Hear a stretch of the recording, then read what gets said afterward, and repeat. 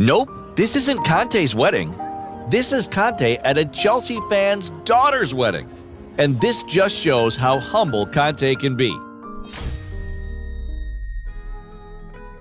The Wedding Crasher. Kante didn't just show up to the wedding we told you about. He stayed and had a great time. He stayed through the ceremony and talked to all the guests. Maybe the craziest thing is Chelsea had just finished a game. Like an Energizer bunny, Kante never stops moving. But he's not only nice to Chelsea fans. Beating an Arsenal fan at FIFA. In 2018, Chelsea beat Cardiff City 4-1, and afterwards, Kante missed his train home to Paris. So instead, he went to pray at a mosque in London and met a young Arsenal fan. The fan saw Kante was alone and invited him to come over and play FIFA. Now, most footballers would say no, but Kante is not most footballers. He really appreciated the gesture.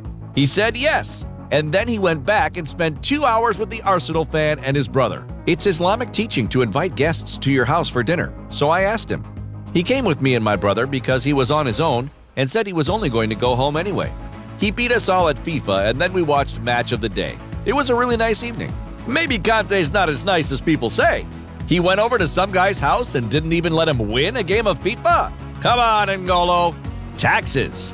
Even when it comes to giving money to the government, Ngolo wants to do things the right way. According to The Sun, Kante could have saved over $1 million if he transferred money to a shady offshore account. But just like a forward trying to break through midfield, Kante said, denied. In a world where Messi and Ronaldo are getting into tax trouble, Kante is doing things the right way. And a lot of this is because he's not the type to feel he always needs more money.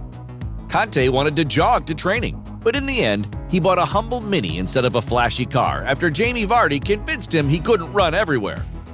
And he had a phone with a cracked screen for a long time. Wow! The World Cup! Few players were as integral to winning the World Cup as Kante was for France in 2018.